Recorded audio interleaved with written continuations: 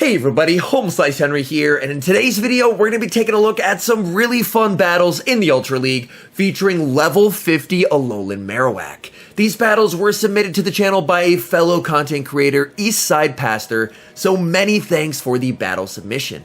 For the team, he is running double legacy moves on his AWAC, Shadow Bone and Return, with Fire Spin as the fast move. So without further ado, let's hop into the matches and check out level 50 ALOLAN MAROWAK in action in the Ultra League. Hopping into the first match, putting ALOLAN MAROWAK into Cofagrigus. Going to safe switch into Honchkrow, and the opponent responds with Nidoqueen.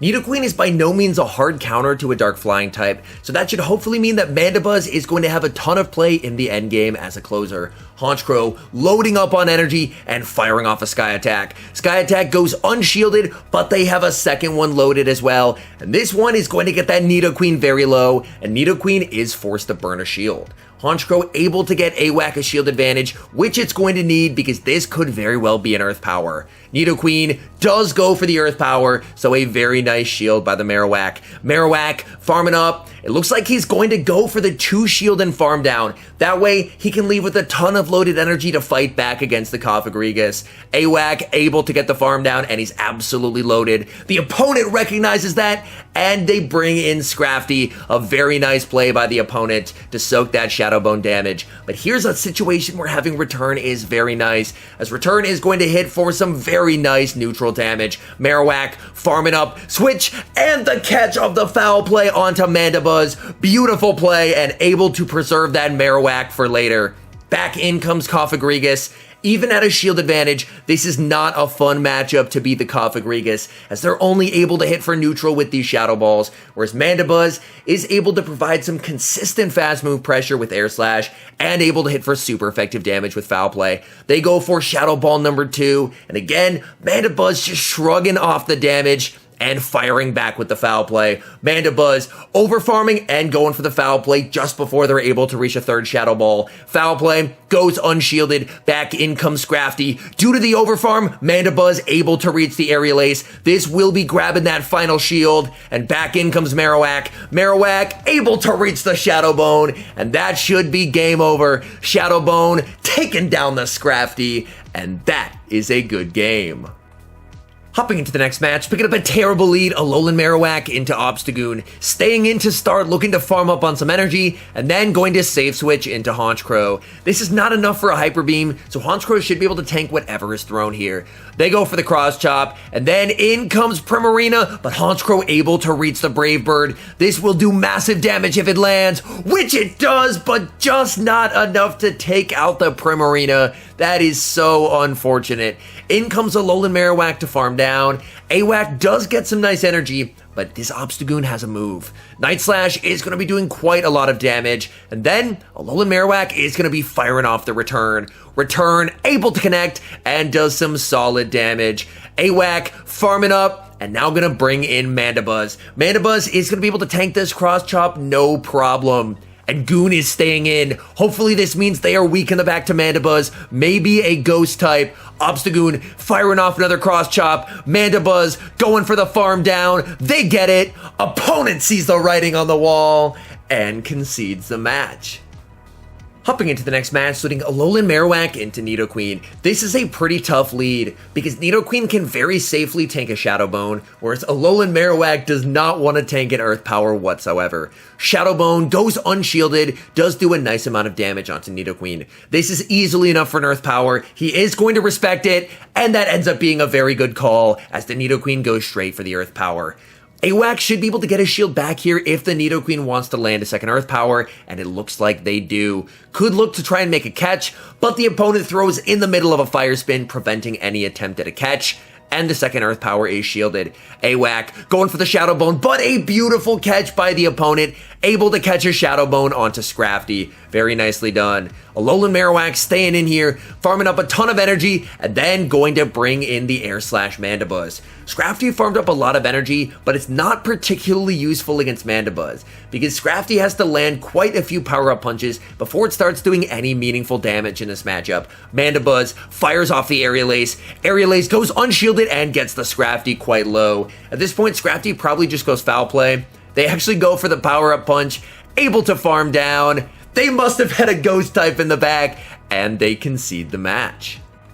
Hopping into the next match, picking up a pretty nice lead, ALOLAN MAROWAK into Galvantula. They save switch into Jellicent, and Jellicent is going to be met with Honchkrow. This Jellicent is running Bubble Beam, which is pretty good news for the Honchkrow. That way they don't have to respect a potential Ice Beam. Honchkrow is going to overfarm quite a bit and then fire off the Sky Attack, not wanting to lower their defense with a Brave Bird. Sky Attack able to connect. Overfarming again quite a bit, and Jellicent is firing off a move. Jellicent goes for the Shadow Ball, and that does big damage. Honchkrow farming up, and at the back-to-back Sky Attacks. I believe this should be enough to KO, but he goes for the Undercharge. Undercharges it. Snarl not enough to KO, and he's going to have to commit a shield. That is very unfortunate there. Honchkrow able to snarl down, leaves with a ton of energy, but had to commit a shield to do so. Going straight for the Brave Bird. Brave Bird, big damage on a Galvantula, and able to fire off the Sky Attack as well. And this Sky Attack is going to be taking out Galv, so they're forced to commit the shield. At this point, you can just bring back in ALOLAN MAROWAK, as these Fire Spins are going to be doing some nice damage. Should be able to tank whatever Galv throws here. They go for the Resisted Lunge for the debuff. In the back is Mandibuzz, and now it's the battle of Mandibuzz. Opponent has Snarl, he has Air Slash, so things are looking quite good. Air Slash is just able to put out some consistent fast move damage in this matchup. Mandibuzz, overfarming quite a bit, goes for the Aerial Ace, but ends up losing CMP. Opponent fires off the Aerial Ace, and he's gonna fire back with, you guessed it, another Aerial Ace. This is definitely not the fastest matchup ever, but it looks like he is going to have the upper hand here. Even though he doesn't get to charge moves as fast, the fast move damage of Air Slash is just incredibly nice in this matchup. Opponent makes a very nice catch, able to catch the Aerial Ace onto Galvantula. Very nicely done. Opponent able to make a very nice play. Is that going to be enough to save them here? Aerial Ace lands, brings in the ALOLAN MAROWAK, and going to fire off the return. And this is going to do some nice damage onto the Mandibuzz. Mandibuzz does not respect the return, and that's going to do big damage. At this point, you can just no shield and then take it out with the Mandibuzz. Back in comes Mandibuzz, and that is a good game. Hopping into the next match, picking up a terrible lead, ALOLAN MAROWAK into Jellicent, going to immediately save switch into Honchkrow. Opponent farms up some energy and then responds with a Poison Jab ALOLAN Muck. Honchkrow absolutely loaded on energy, going straight for the Brave Bird. Brave Bird able to connect and does big damage, but Honchkrow not done. Able to reach a Sky Attack, and this will be grabbing a shield from the Muck. Muck fires off a move, but Honchkrow gets a Snarl through, and that may allow them to reach another move. This is going to be very close. Honchkrow able to get there, and this will be forcing the final shield or getting switch advantage. Sky Attack goes unshielded, and that is massive, because that means that the Jellicent is now going to be aligned against the Mandibuzz, and Jellicent is thoroughly miserable in this matchup. In comes the Mandibuzz. They have Sylveon in the back, and now Sylveon is in a bit of a rough spot going up against the ALOLAN MAROWAK. AWAK is going to be resisting the charms, but will shield up the Psyshock, because again, there's a pretty big difference in CP here. ALOLAN MAROWAK does not get very high CP for the Ultra League, so probably not a bad idea to start shielding. Able to land the Shadow Bone. Shadow Bone number 2 should be getting a shield from the Sylveon here, farming up and throwing just before they're able to reach the Psyshock. Shadow Bone is going to get the shield from Sylveon, goes for a third, but unfortunately loses CMP. Can Marowak hold on here? Psyshock, barely not enough to KO, and they're able to get the last Shadow Bone. And this should be game over, because now Mandibuzz can absolutely obliterate this poor Jellicent. Mandibuzz going for the foul play, and that is a good game. Hopping into the next match, letting ALOLAN MAROWAK into Dragonite. Not a great lead, going to need to immediately save switch into Honchkrow. Dragonite staying in, doing big damage, and able to make a nice catch, catching the Sky Attack onto the ALOLAN Muck. Thankfully, Honchkrow should still be able to reach a Brave Bird here. Honchkrow farming up, Muck gets to a move, but I think this is only an Acid Spray. Is this going to be enough to KO? It is not, and able to fire off the Brave Bird. This will be grabbing switch advantage or shield advantage, and the opponent will commit the shield. Now, we are going to see him bring back in the ALOLAN MAROWAK and probably look to commit one shield and then massively overfarm. That way, ALOLAN MAROWAK is going to be able to leave with a move to threaten that Dragonite as well. ALOLAN MAROWAK farming up to the back-to-back Shadow Bones and firing off the first. This is resisted, but it will be enough to take down the ALOLAN Muck. Back in comes Dragonite, and it's going to be hit with the Shadow Bone. This does not KO, but it is going to do a solid chunk of damage. And then in comes Mandibuzz. Dragonite staying in, and they've farmed up a ton of energy. Going to respect a potential Draco Meteor. Ends up being the Hurricane. And Dragonite is actually staying in here, which surprises me quite a bit. That makes me think that they could very well be weak to Mandibuzz in the back. Dragon Claw lands, and Mandibuzz able to farm down, and in the back, they have Escav, and Mandibuzz's energy is going to be able to put in a lot of work here, able to grab a shield from Escav, and because Mandibuzz farmed down, it has another foul play loaded already, able to land it. These air slashes doing some big damage as well. Mandibuzz able to reach a third, and this will be getting the Escav into the red. Foul play lands, brings in the Marowak, and the fire spin goes through. So long as Marowak tanks the drill run, which they do, this game is over.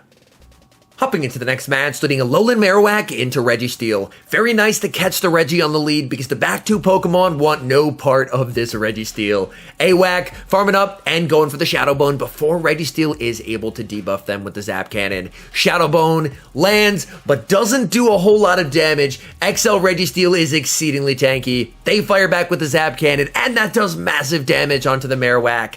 The big difference in stat product is very evident in this battle, as Registeel is going to easily be able to tank 2 Shadow Bones, whereas Marowak can definitely not survive a second Zap Cannon. Tough call to make here, going to let it go and maybe try for a Snarl farm down, but the opponent will not let that happen. They save switch into Dragalge, which is met with the Mandibuzz. Mandibuzz farming up and able to get an air slash through. This could be the Outrage, shields it up, and it is the Outrage. So a very nice shield. Mandibuzz farming up to the back-to-back foul plays. Dragalge is still not yet in a range where a second foul play will KO. They go for the first. They're going to need some air slashes here. Fires off some air slashes, and this should be foul play range to take them out. And the Mandibuzz overfarms, so if the Registeel comes back in, Mandibuzz is going to be able to outpace Registeel and hopefully be able to force a shield. Foul play does get the shield from Registeel. Registeel farming up a bunch of energy, and they're firing off a move. Mandibuzz committing the final shield, meaning that Honchkrow will have no shields left in the back. In comes Honchkrow, and in comes Shadow Machamp. Honchkrow does have a lot of energy. Is Honchkrow going to be able to get to the second Sky Attack? This will be close. Honchkrow able to get there, and that should be game over. Sky Attack taking down the Shadow Machamp, and that is a good game.